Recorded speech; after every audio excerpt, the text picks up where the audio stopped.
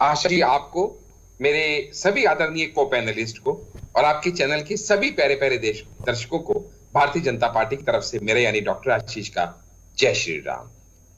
आशा जी, आज का एक दिन जो है वो बड़ा ही ऐतिहासिक दिन है, इसलिए कि बहुत से लोगों को आईना दिखाने का आज के दिन ने काम किया है। हमें मालूम है कि कहीं भी जीतने के लिए दो चीजें जरूरी होती हैं, एक होता है भाग्य और एक होता है पुरुषार्थ। अगर मैं भाग्य की बात करूं तो हम सब जानते हैं जो राम के काम का नहीं वो किसी के काम का नहीं, जो आज साबित हो गया, क्योंकि जब हिमाचल में 34 वोट मिले तो उस समय राम ने भी कांग्रेस का साथ छोड़ दिया, तभी तो वो टॉस के अंदर या वो पर्ची निकालने के अंदर भी हार गए कि भाग्य ने भी उनका साथ नहीं दिया। और जहां तक मैं पुरुषार्थ की बात करूं तो आप खुद सोचिएगा कि अगर बीजेपी के पास 25 वोट हैं, उसके बावजूद वहां का कैंडिडेट जीत पाया तो हमारी ग्राउंड वर्किंग दिखाती है, जबकि सामने से कांग्रेस के 40 विधायक होने के बाद भी वो अभिषेक मनु सिंघवी की जीत सुनिश्चित नहीं कर पाए, बदली का क्योंकि जो उनके एक अंदर बड़ा न नेता था न नेतृत्व था। जी, मैं आशा जी ये कहूंगा कि जब हम टीसी बस में ट्रेवल करते थे ना बच्चे होते हुए, तो वहां पे एक बोर्ड लगा होता था, कृपया अपने सामान की स्वयं सुरक्षा करें। वो पार्टी जो खुद इसका क्या मतलब हुआ आशीष जी? क्या आपने विधायकों की भी खुद ही यहाँ पर रखवाली करनी थी? है क्या? जी आशा जी, मैं पहले भी बता चुका हूं ये बात, आज दोबारा बता देता हूं कि पहली बात तो ये कि अपने सामान की सुरक्षा स्वयं करनी होती है। अगर ये अपना घर नहीं बचा सकते तो दूसरे को इल्जाम देने से कोई फायदा नहीं। दूसरी बात, मोदी जी ना तो ईवीएम हैक करते हैं ना ही दलों को हैक करते हैं। आशा जी, मैं एक लाइन बोलता हूँ, आप बीच में बोल देती हैं, तो फिर मैं सवाल भी तो करूंगी ना आशीष जी, सवाल भी तो मैडम मुझे बोलने तो दो, पहले सवाल का जवाब हाँ, चलिए कर लीजिए अपनी बात है कि सवाल यहाँ पर ये है कि इस बात का मतलब जरा समझा दीजिए कि अपनी सवारी अपने ही सामान का खुद पूरी तरह से ध्यान रख ले, यानी फिर जिस तरह से कांग्रेस पार्टी आरोप लगा रही है ऐसा कुछ हुआ था? बता रहा हूं ना मैं, बस एक ही लाइन में समझ गया मैं। हाँ। अब मेरी बात समझिए, ये वो कांग्रेस है जो भारत जोड़ो न्याय यात्रा लेके इसका 54 साल का बालक निकल पड़ा है, और ये नहीं पता उन्हें कि भाई भारत को क्या जोड़ना है। भारत तो कहीं टूटता ही नहीं, जोड़ना है तो इंडिया अलायंस को जोड़ो जो खंड खंड हो रहा है, जोड़ना है तो कांग्रेस को जोड़ो जहां एक एक साथी तुम्हें छोड़ के जा रहा है, क्योंकि इनका तो वो हाल है कि हमें अपनों ने डुबोया, गैरों में कहां दम था, हमारी किस्ती जहां पानी ही कम था। अब ये खुद अपने को नहीं संभाल सकते तो इल्जाम हमारे ऊपर दे देते हैं। दूसरी बात आशा जी, जब ये बार-बार कहते हैं हमारे विधायकों को खरीद लिया गया, जरा पूछिए इनसे क्या इनके विधायक बिकाऊ हैं क्या? अपने विधायकों के लिए ऐसे शब्द लगाना, जवाब दीजिए, क्या विधायक बिकाऊ हैं? ये नहीं समझ रहे हैं। आप ये समझिए आप मुन्ना जी कि आपका कितना बड़ा लीडरशिप फेलियर है कि पूजा पाल कह रही है कि दर्द में थी, ठीक है अभिषेक जी, पूजा पाल कह रही है कि दर्द था बहुत ज्यादा पार्टी में, पता है। संगीन आरोप है। लोगों को बहुत समझना ये बात जरूरी हो चुकी है, जो इनकी समझ में नहीं आ रही है कि ये दूसरे पे इल्जाम देने से अपना घर ठीक नहीं हो जाएगा। इनको अपना घर ठीक करना है, अपनी लीडरशिप फेलियर देखनी है। ग्राउंड वर्क पे इन्हें पता नहीं इनके विधायक डिसकंटेंटेड है। अगर मैं सपा की बात करूं तो आप सोच के देखिएगा, जिस पार्टी का मुख्य सचेतक इस्तीफा दे दे स्पीकर के पास जाके और इन्हें पता ही ना हो कि क्या हो रहा है और क्या नहीं हो रहा। कांग्रेस की बात करूं तो जहां इनके 40 विधायक थे, इन्हें पता ही नहीं है कि ग्राउंड वर्क पे वो कितने ज्यादा डिससेटिस्फाइड हैं। जब 25 विधायक होने वाली पार्टी ने अपना राज्यसभा का नॉमिनी उतार दिया वहां पे, तो भी इनकी ग्राउंड वर्क करने की इन्हें जरूरत समझ नहीं आ रही कि बीजेपी उतार रहा है तो कुछ सोच समझ के उतार रहा होगा। चलिए मुन्ना खान जी, जवाब दीजिए, ग्राउंड पर काम करने की जरूरत थी जो भारतीय जनता पार्टी कर रही है आज भी। हम लोग हमने गलत क्या किया ये बताइए। अगर इनके विधायक वोटिंग कर रहे हैं, यहाँ बीजेपी का मुझे नहीं लगता है कि एक सीट भी यहाँ से ये निकाल पाएंगे। इनका तो बहुत बड़ी कोशिश ये रही कि इनकी आप ये बताएं ना, हमारी अलायंस को तोड़ा जाए, लेकिन ये कामयाब नहीं हो पाया। वो हमें बताएं, हमने क्या जुर्म किया वो हमें बताएं। राजस्थान में हो पाए ना ही ये बिहार में हो पाए। काम ना करें। अब इस बार आप देख किसी ना किसी पे तो ठीक रहा, यहाँ 2014 में हमारे पास 35% वोट शेयर था, वहीं 2019 में 45% वोट शेयर है, और अब 2024 में 55% वोट शेयर होगा। उत्तर प्रदेश में हमारी क्या स्थिति आप देखिए। आप दोनों को ही आपस में ही डिबेट करनी है कि दूसरे को भी सुनना है? अभिषेक जी। आशा जी, अभी हमारे भाई आशीष भाई कई बार बोले कि यात्रियों को अपने सामान की सुरक्षा स्वयं करनी है, तो कम से कम आशीष जी ने माना तो कम से कम कि वो बहुत बड़े चोर है। इस बात को उन्होंने माना कि कम से कम उनकी पार्टी अरे चोरों कमाल का बात साथ दे कर रही रहे है, हो इसका आप मतलब भैया मेरे अभिषेक ये भैया, बार कोई इन चोर शब्दों नहीं का है। प्रयोग कर रहा है, आप तो अपना कम से कम सामान उन्होंने खुद मारा। मैं संभालेंगे उनके या लिए नहीं हाथ जोड़ संभालेंगे? करके धन्यवाद देता हूं कि उन्होंने मतलब दूसरे कहने का शब्दों क्या से था इस कि बात को विधायकों माना। को संभालना पड़ जाता, ठीक है। और अगर वो पार्टी के साथ लॉयल होते हमारी अभिषेक जी तो कोई शायद भी इस तरह यात्री से जब नहीं होता है ना, होता। कोई भी यात्री जब होता है तो वो अपने सामान को अरे लेकर बाबा, के साथ में आपके जो निकलता है उस विधायक यकीन के साथ ऊपर कि मैंने छत उसको पे संभाल जाके रखा है। बीजेपी अब के क्या लोगों के पता था साथ कि फोटो बेल्टों से खिंचवा आकर रहे के हैं, वो बात डाका खिला डालेंगे। रहे हैं। क्या लग रहा है और आपको? विक्ट्री डरे साइन हुए भी हैं? दिखा रहे हैं। हमने मुन्ना वो जी, कैसे राज कमेंट बनाया कर हुआ दीजिए है? प्लीज। क्योंकि ये कैसी वही बात भारतीय- करते हैं आप? ये वही भारतीय जनता आवाज आ रही है पार्टी मुन्ना आप जी? समझ नहीं रहे हैं अभी। नमस्कार, मैं हूं आपके साथ आशा सरमाल। आप देख रहे हैं व्हाइट पेपर, और व्हाइट पेपर में राज्यसभा चुनावों को लेकर बड़ी अपडेट आपके सामने दिखा देते हैं। यहां पर आप देखिए किस तरह से राज्यसभा चुनावों को लेकर कश्मकश जो बनी हुई थी, लेकिन फिलहाल राज्यसभा के चुनाव के बाद यहां पर लोकसभा चुनावों में क्या होगा, हर किसी की नजर इस पर है, क्योंकि पीडीए का बिल्कुल भी जादू नहीं चल पाया है और भाजपा के पाले में लगातार आप देखिए कुनबा किस तरह से बढ़ता चला गया। तो समाजवादी पार्टी और कांग्रेस को बड़े झटके पर झटके जो है वो आज देखे गए हैं। फिलहाल अगर हिमाचल प्रदेश की बात करें तो बड़ी जीत भारतीय जनता पार्टी ने अपने पाले में कर ली है।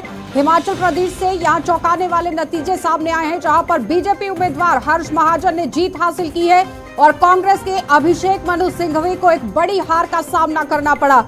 और बताते चले कि हिमाचल प्रदेश में कुल 68 विधायकों ने मतदान किया था और कांग्रेस के पास 40 विधायक थे, लेकिन इनमें से 6 ने क्रॉस वोटिंग कर दी और ऐसे में कांग्रेस के पास 34 विधायक रह गए। वहीं बीजेपी के पास निर्दलीय को मिलाकर 28 विधायक थे और कांग्रेस के 6 विधायकों की क्रॉस वोटिंग से बीजेपी उम्मीदवार के मतों की संख्या बढ़कर 34 हो गई है और इसके बाद ड्रॉ के जरिए हर्ष की यहां पर जीत हो गई है। एक बड़ी जीत भारतीय जनता पार्टी की।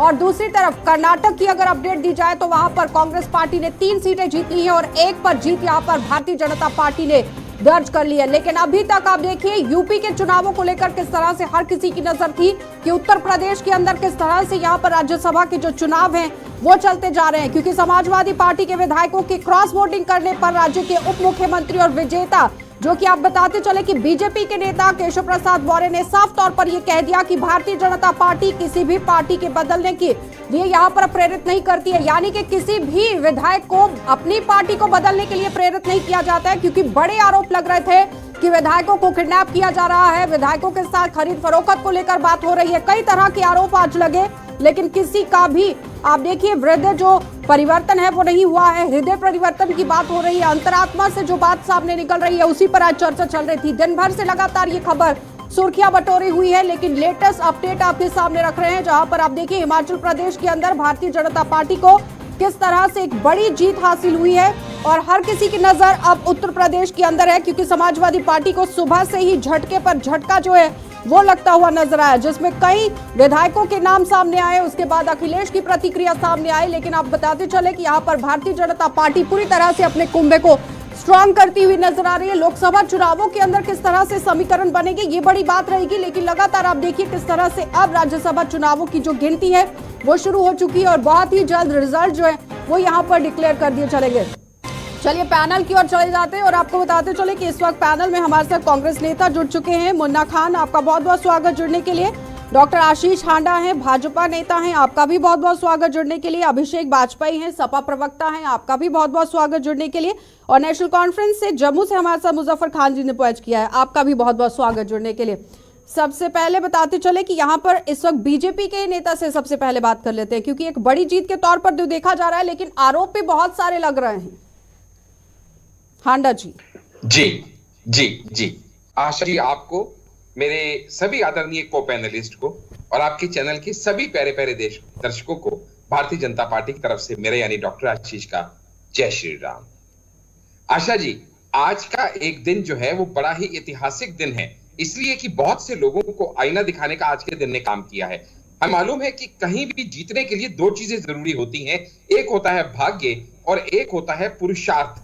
अगर मैं भाग्य की बात करूं तो हम सब जानते हैं जो राम के काम का नहीं वो किसी के काम का नहीं, जो आज साबित हो गया, क्योंकि जब हिमाचल में 34 वोट मिले तो उस समय राम ने भी कांग्रेस का साथ छोड़ दिया, तभी तो वो टॉस के अंदर या वो पर्ची निकालने के अंदर भी हार गए कि भाग्य ने भी उनका साथ नहीं दिया। और जहां तक मैं पुरुषार्थ की बात करूं तो आप खुद सोचिएगा कि अगर बीजेपी के पास 25 वोट हैं, उसके बावजूद वहां का कैंडिडेट जीत पाया तो हमारी ग्राउंड वर्किंग दिखाती है, जबकि सामने से कांग्रेस के 40 विधायक होने के बाद भी वो अभिषेक मनु सिंघवी की जीत सुनिश्चित सुबह से ही नहीं कर पाला पाए, बदली का क्योंकि जो उनके एक अंदर बड़ा ना नेता था न नेतृत्व था। जी, सुबह से ही जी, पाला कह रही बदली थी का आप। जो एक दौर शुरू हो चुका था। अभिषेक जी आपके पास आएंगे, वो कह रहे हैं कि अपने काम के जरिए लोग उनके साथ जुड़ते चले जा रहे हैं, लेकिन अंतरात्मा को लेकर बात हो रही थी और भी कई तरह के संगीन आरोप यहां पर अखिलेश की तरफ से भी लगाए गए। धन्यवाद आपका। और हमारे भाई हांडा साहब ने बहुत अच्छी बात बताई। मैं कुछ क्योंकि जब भी मैं उनके साथ डिबेट में होता तो कुछ ना कुछ नया चीज मुझे मिलती है समझने के लिए। क्योंकि एक छोटी सी बात है कि रात नहीं ख्वाब बदलता है, रात नहीं ख्वाब बदलता है, मंजिल नहीं कारवां बदलता है। रात नहीं ख्वाब बदलता है, मंजिल नहीं कारवां बदलता है। जब हमने रखा है जज्बा जीत का, तो किस्मत बदले न बदले पर वक्त जरूर बदलता है। इस बात को ध्यान रखिएगा। अभी आप जो सत्ता का नंगा नाच रहे हैं ना, वो ज्यादा दिन टिकेगा नहीं। जिन लोगों को आप भ्रष्टाचारी बताते थे, बहुत सारी चीजों से क्रियान्वित करते थे, जब आपकी पार्टी में आ गए तो वो शायद उनके जमीर जग जाता है या फिर और चीजें चेंज हो जाती हैं। अंतरात्मा देखिए, जब अभी आपने जब अंतरात्मा की बात कही, तो एक चीज समझने वाली बात है कि अंतरात्मा जब होती है ना, तो वो इतनी देर से नहीं जगती है, तुरंत का तुरंत जग गई होती है।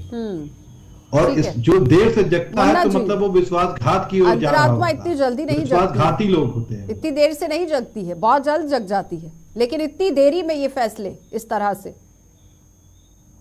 इसीलिए तो मैंने कहा ना, साथ में अपने मुन्ना खान शब्दों को जोड़ते हुए मैंने कहा कि विश्वासघाती हो जाते हैं।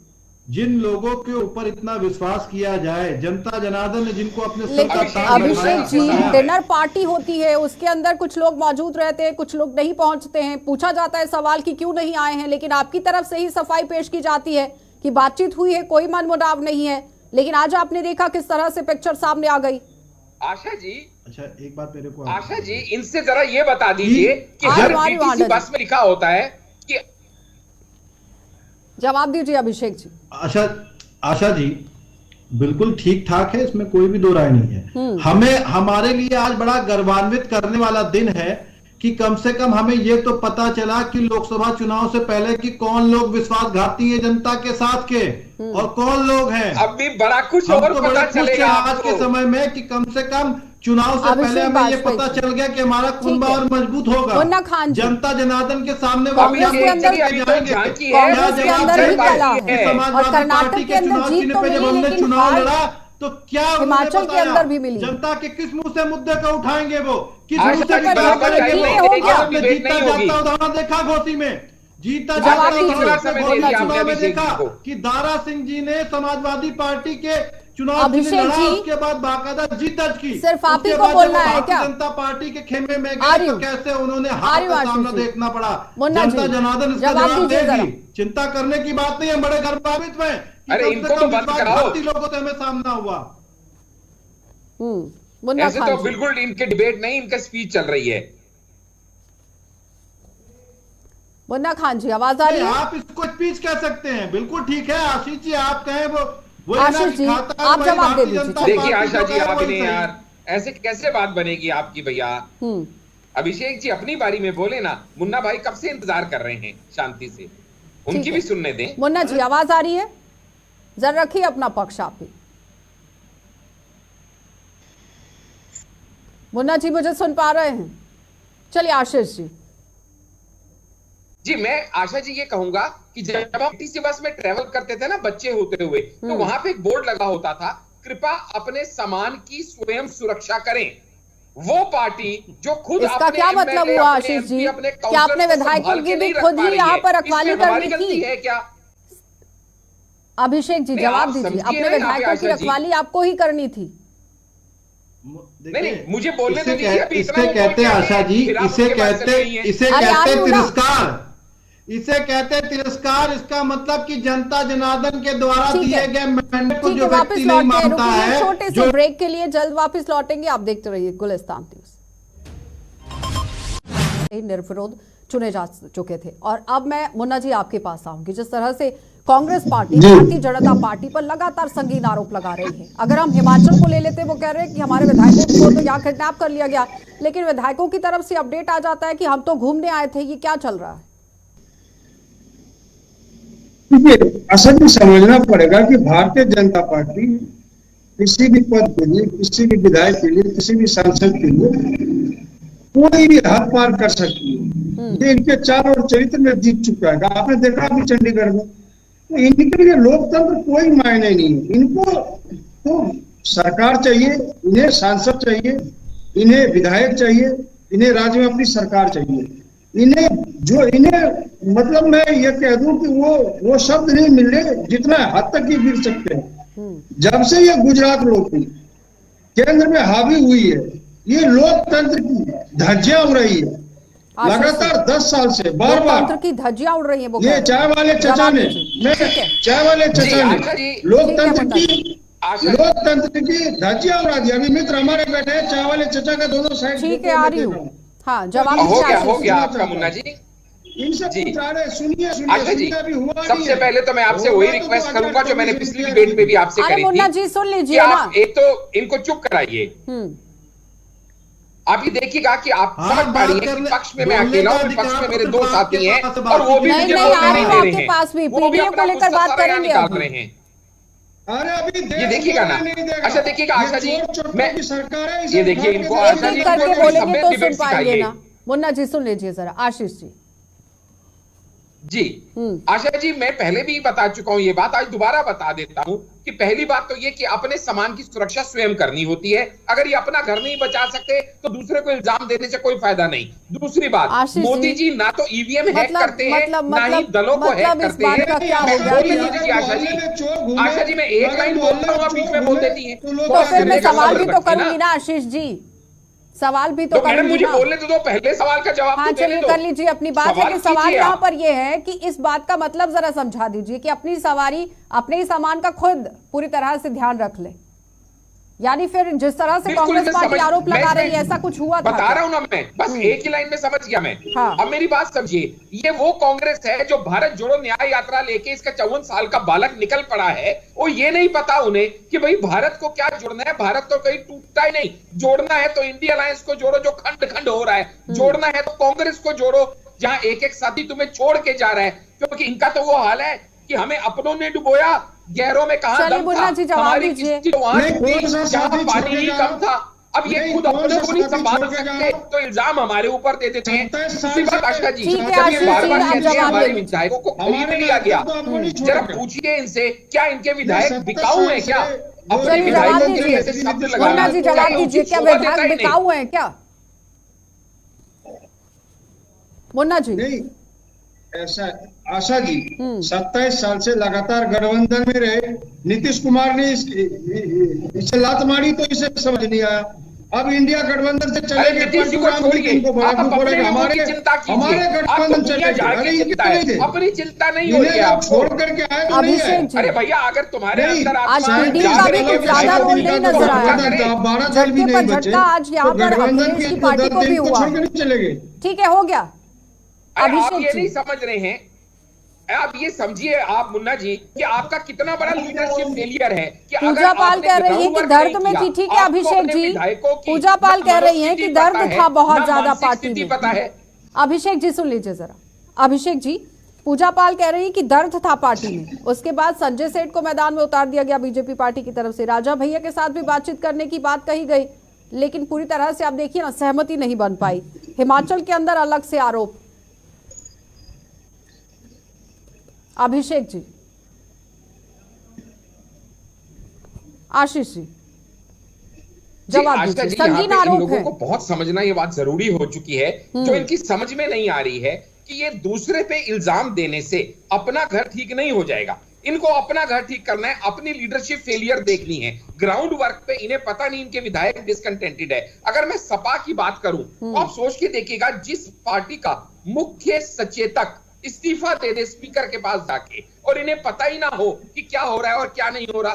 कांग्रेस की बात करूं तो जहां इनके 40 विधायक थे, इन्हें पता ही नहीं है कि ग्राउंड वर्क पे वो कितने ज्यादा डिससेटिस्फाइड हैं। जब 25 विधायक होने वाली पार्टी ने अपना राज्यसभा का नॉमिनी उतार दिया वहां पे, तो भी इनकी ग्राउंड वर्क करने की इन्हें जरूरत समझ नहीं आ रही कि बीजेपी उतार रहा है तो कुछ सोच समझ के उतार रहा चलिए होगा। मुन्ना खान जी, तो ये जवाब दीजिए, समझिएगा ग्राउंड पर कि काम करने की इनकी कितना जरूरत बड़ा थी जो भारतीय leadership जनता failure पार्टी है कर रही इनका। है। आज भी आप देखिए किस तरह से बूथ लेवल तक अपने कार्यकर्ताओं को उतारा गया, वो कह रहे हैं। जवाब दीजिए।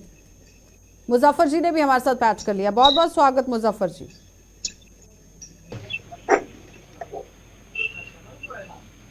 जवाब दीजिए मुन्ना जी, आवाज आ रही है?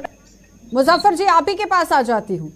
नेशनल कॉन्फ्रेंस पार्टी कांग्रेस के साथ तो रही है, लेकिन अभी पीएजीडी भी बना है और आने वाले समय में एकजुट होकर भी चुनाव लड़ेंगे। राज्यसभा चुनाव आपने देख लिए किस तरह से हुए, भारतीय जनता पार्टी और समाजवादी पार्टी और कांग्रेस के बीच में कांटे की टक्कर। जाहिर सी बात है कांटे की टक्कर तो होगी, लेकिन जब तक ये बीजेपी वाले अपने वो हथकंडे जो इस्तेमाल करते हैं ये इलेक्शन जीतने के लिए, जिसने जमहूरियत की जड़ों को भी खोखला कर दिया है, जब तक ये इनसे बाज नहीं आएंगे तो इस मुल्क में जमहूरियत मजबूत नहीं हो सकती है। रहा सवाल यहाँ पीएजीडी का जो आपने जिक्र किया, हम लोग अगट्ठे मिलकर लड़ेंगे अगर इनके और करारा जवाब देंगे। कर रहे हैं, यहाँ बीजेपी का मुझे नहीं लगता है कि एक सीट भी यहाँ से ये निकाल पाएंगे। इनका तो बहुत बड़ी कोशिश ये रही कि इनकी आप ये बताएं ना, हमारी इंडिया अलायंस को तोड़ा जाए, लेकिन ये कामयाब नहीं हो हत्या पाए। की वो हमें बताएं, हमने क्या जुर्म किया वो हमें बताएं। राजस्थान में हो पाए ना ही ये बिहार में हो पाए। काम ना करें। अब इस बार आप देख किसी ना किसी पे तो ठीकरा एक एक करके पूरे यहाँ अभिषेक जी आवाज आ रही है? इंडिया में जी बीजेपी को पूजा पाल कह रही है कि आपके साथ रह रही थी तो दर्द में थी। कोई करारा झटका नहीं मिलेगा। कौन राजा भैया के साथ भी बात नहीं बन पाई। ये तो लोग आपको बताएंगे। ठीक है, हो गया, एक एक करके कि भाई अभिषेक सर जी, लोगों ने जो हमको बताया आशीष जी, 2014 में हमारे पास 35% वोट शेयर था, अभिषेक वहीं जी। 2019 में 45% वोट शेयर है और अब 2024 में 55% वोट शेयर होगा। उत्तर प्रदेश में हमारी क्या स्थिति आप देख ये आप दोनों को ही आपस में ही डिबेट करनी है कि दूसरे को भी सुनना है? अभिषेक जी। आशा जी, अभी हमारे भाई आशीष भाई कई बार बोले कि यात्रियों को अपने सामान की सुरक्षा स्वयं करनी है, तो कम से कम आशीष जी ने माना तो कम से कम कि वो बहुत बड़े चोर है। इस बात को उन्होंने माना कि कम से कम उनकी पार्टी चोरों का साथ दे रही है। इसका मतलब मेरे अभिषेक ये कोई चोर नहीं है, प्रयोग कर रहा है, तो कम से कम उन्होंने माना। मैं उनके लिए हाथ जोड़ करके धन्यवाद देता हूँ कि उन्होंने मतलब कहने का क्या था कि विधायकों को संभालना पड़ जाता और अगर वो पार्टी के साथ लॉयल होते अभिषेक जी तो शायद इस तरह से नहीं होता। कोई भी यात्री जब होता है तो वो अपने सामान को लेकर के साथ में निकलता है, विधायक यकीन के साथ कि मैंने उसको संभाल रखा है। बीजेपी अब के क्या लोगों के पता साथ था कि फोटो बैठो से खिंचवा रहे आकर हैं, के वो बात डाका मिला डालेंगे। रहे हैं। क्या लग रहा है और आपको? विक्ट्री साइन भी दिखा रहे हैं। मुन्ना जी राज कमेंट कर दीजिए प्लीज। क्योंकि कैसी बात करते हैं आप? वही भारतीय जनता आवाज आ रही है मुन्ना जी? समझ नहीं रहे हैं अभिषेक जी। चलिए बहुत बहुत ये धन्यवाद शांत हो जाए तभी तो आवाज आएगी। और अभिषेक जी आपका भी धन्यवाद, मुजफ्फर जी आपका भी धन्यवाद और मुन्ना जी आपका भी धन्यवाद। तो फिलहाल राज्यसभा चुनावों को लेकर ही बात हो रही थी। आपने देखा समाजवादी पार्टी और कांग्रेस के बीच में और साथ ही बीजेपी के बीच में किस तरह से कांटे की टक्कर हुई है। यूपी के अंदर लगातार कशमकश और साथ ही साथ कांग्रेस के अंदर में यहाँ कला तो देखी गई, लेकिन हिमाचल के अंदर आप देखिए कला किस तरह से मच गई है। अब यहाँ पर समाजवादी पार्टी के कुंभे में भी पूरी तरह से कला है। अब देखना ही होगा कि राज्यसभा चुनावों में क्या कुछ हुआ है तो लोकसभा चुनावों में क्या होगा। आप देखते रहिए कार्यक्रम।